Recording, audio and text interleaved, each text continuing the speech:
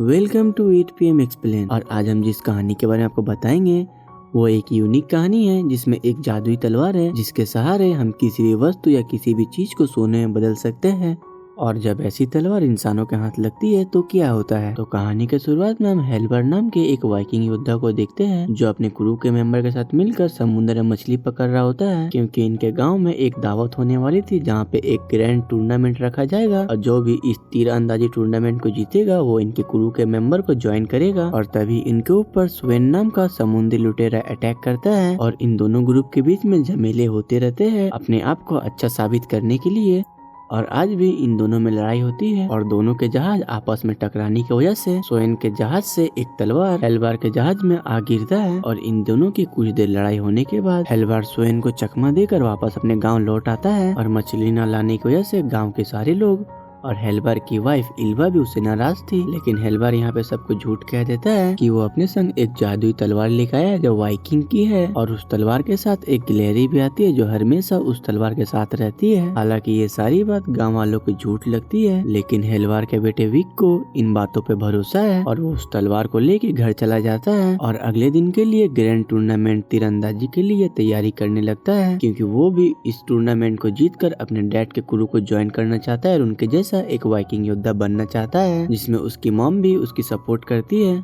बातों से। और वो अपने नए गिलहरी दोस्त को भी देखता है जो एक हैमर को उठाने की कोशिश कर रहा होता है, जिस पर उसे बहुत हैरानी होती है। और फिर अगले दिन टूर्नामेंट में हर कोई अपनी अपनी तीरंदाजी दिखाता है और जब वीक की बारी आती है निशाना लगाने की तभी पहाड़ों के ऊपर से कोई तीर मारता है जो सीधा निशाने में लगता है। और ये देखकर गांव वाले और हेलबार भी बहुत शौक हो जाते हैं। और इस योद्धा का नाम रहता है लीफ एरिक्सन, जो एरिक द रेड का बेटा रहता है जो वाइकिंग के बहुत बड़े योद्धा थे। और हेलबार उसके तीरंदाजी को देखकर अपने क्रू में ज्वाइन कर लेता है, लेकिन ये सब देखकर विक को बहुत ही बुरा लगता है। और फिर सब लोग मिलकर जश्न मनाने लगते हैं और विक उस तलवार को साफ करने लगता है और उस तलवार में उसे कुछ निशान देखने के लिए मिलते हैं। और फिर लीफ एरिक्सन और हेलबार एक दूसरे से बात करने लगते हैं जंग के विषय में। और फिर हेलबार लीफ एरिक्सन को वही तलवार दिखाता है जिस पर ली कहता है कि हाँ ये एक जादुई तलवार है और इससे आप किसी भी वस्तु को सोने में बदल सकते हैं। लेकिन हेलबार जो इसे एक आम तलवार समझता है क्योंकि वो सभी से झूठ बोल रहा होता है, लेकिन हेलबार का बेटा विक कहता है कि इसमें कुछ निशानी बनी हुई है और हम अगर ऐसा करें तो शायद हम इस तलवार को यूज कर पाएंगे, जिस पर सभी लोग उसके ऊपर हंसने लगते हैं। लेकिन विक तलवार में बने हुए चिन्ह को फॉलो करता है और तभी तलवार से एक रोशनी निकलती है जो उसके हाथ में जादू की तरह आ जाती है और वो उस रोशनी को एक मुर्गे के ऊपर डालता है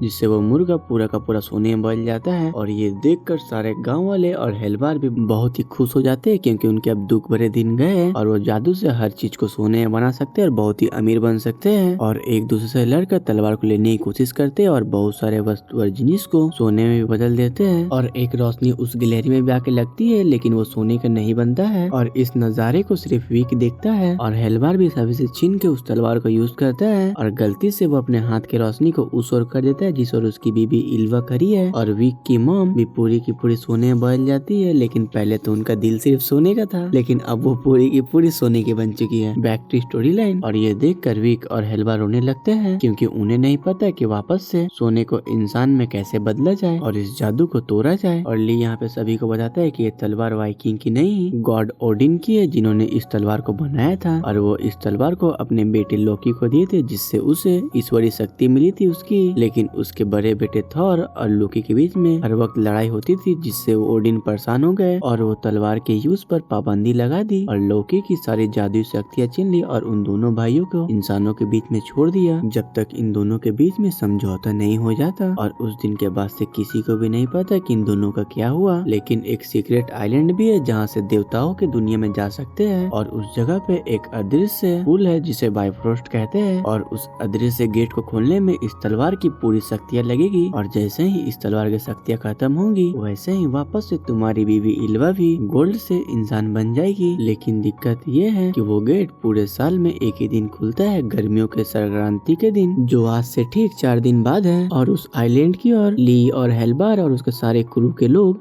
निकल पड़ते हैं और इस सफर में जाने वाले जहाज में विक और उसकी फ्रेंड इल्वी और उसका दोस्त गिलहरी भी, ये तीनों एक लकड़ी के ड्रम में छुप कर आ जाते हैं। और समुद्र में जाने के दौरान स्वेन इनके जहाज को देख लेता है और हेलबार की वाइफ को भी जो सोने में बदल चुकी है और वो जान चुका है कि सच में वो तलवार जादुई थी और वो वापस से उस तलवार को लेने के लिए हेलबार से लड़ाई करता है। इस लड़ाई में लीफ और हेलबार के क्रू के लोग बहुत ही मिलकर लड़ते हैं, लेकिन स्वेन के लोगों को विक और एल्वी मिल जाते हैं और हेलबार को हार मानना पड़ता है उन्हें बचाने के लिए। और स्वेन इन लोगों से वो जादुई तलवार और हेलबार की वाइफ जो सोने की बन चुकी है लेकर पायरेट आइलैंड चला जाता है और इन सभी को एक सुनसान टापू में छोड़ देता है समुद्र के बीचों बीच। और यहाँ पर हेलबार विक के ऊपर बहुत ही गुस्सा करता है क्योंकि उसकी वजह से ही उन्हें हार माननी पड़ी थी और वो उसकी बीवी एल्वा को भी ले गए यानी विक की मॉम को। लेकिन साथ ही साथ हेलबार को अपनी गलतियों का भी एहसास है क्योंकि सोने के लालच की वजह से ही उस तलवार को यूज करते समय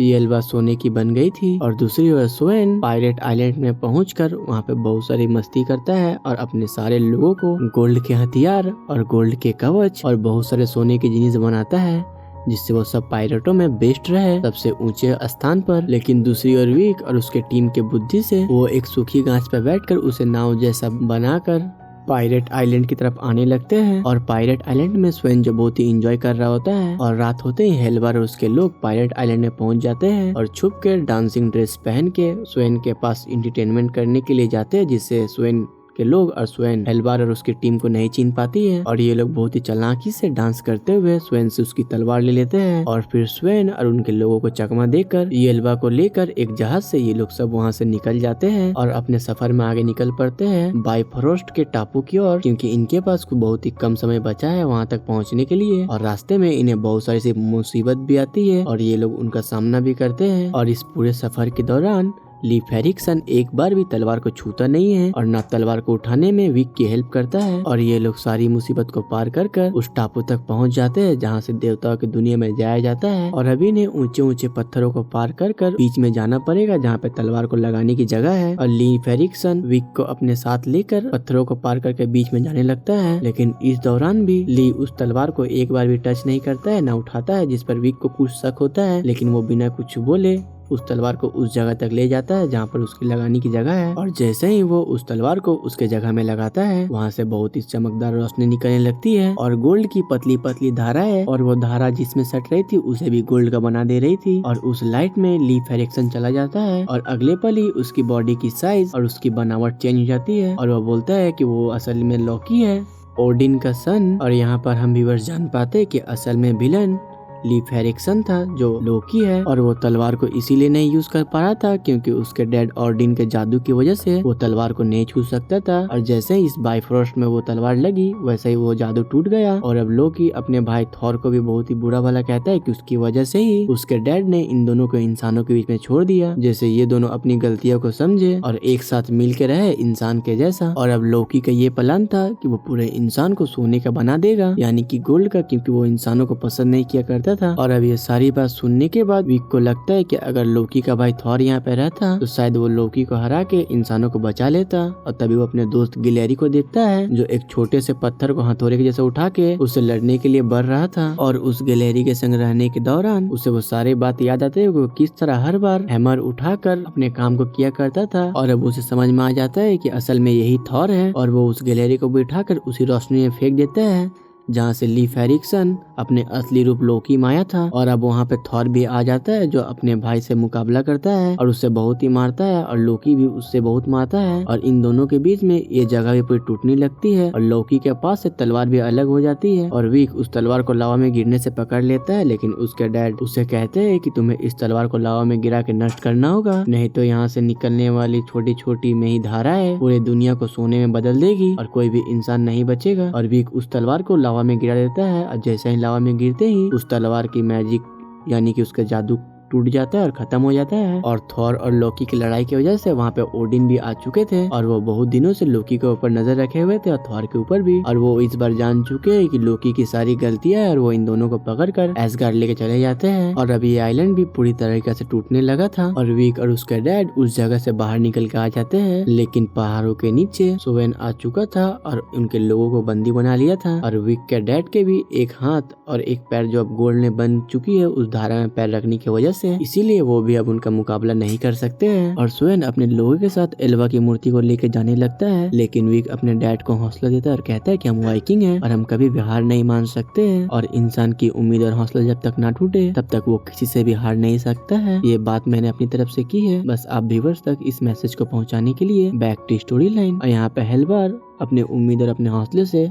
स्वेन के सारे लोगों को मारकर हरा देता है और अपनी बीवी एल्वा को भी उनसे वापस ले लेता है। और तलवार नष्ट होने की वजह से उसकी जादू भी धीरे धीरे खत्म होने लगती है और स्वेन के सारे लोगों के कवच और हथियार भी वापस से लोहे में बदलने लगती है और एल्वा भी वापस से इंसान बन जाती है, जिससे विक, हेल्बार और उसकी पूरी फैमिली और क्रू के लोग बहुत ही खुश हो जाते हैं। और अब ये पूरे लोग खुशी खुशी उस टापू से निकल पड़ते हैं और हेल्बार अपने बेटे को अपने क्रू में ज्वाइन कर लेता है, क्योंकि उसकी बुद्धि और सूझबूझ की वजह से ही इस मिशन को कंप्लीट कर पाए हैं। और ये प्यारी सी स्टोरी यहीं पे खत्म होती है। और एक बात, अभी मैं यूट्यूब पे नया हूँ तो सब्सक्राइब करो या तो ना, लेकिन वीडियो को लाइक करके कमेंट करो और बताओ कैसा लगा, नहीं तो मैं तुम्हारी किडनी को बेच के आईफोन किन लूंगा अपने लिए। और जब इतना कुछ कर ही दे रहे हो तो प्लीज सब्सक्राइब भी एक कर ही दो, उसमें पैसा थोड़ी लगता है। और थैंक यू आपका हमारे वीडियो को लास्ट तक देखने के लिए।